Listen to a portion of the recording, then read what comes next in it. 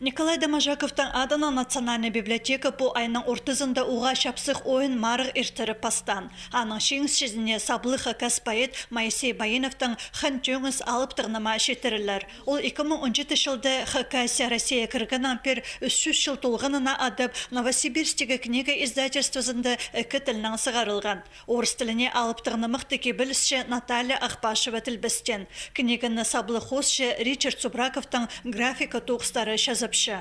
Бұл сыйық ондайлы шарқ көрген книганы пүйін садырда көрбіссің. Библиотекалар шындызындалы табырға шәрер. Аға қозы анды тілбісші алғы сөстерін пазып құлсалы бысқан. Ана андыр арлық біркенді үшін күрізік барырмындық пастағы ойын тұзынды. Бұл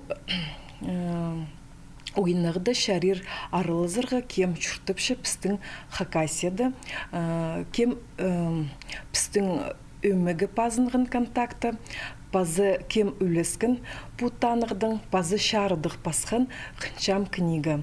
Ойынылар бұл книга 30 ноябрьда 14 часты көні эфир болыр.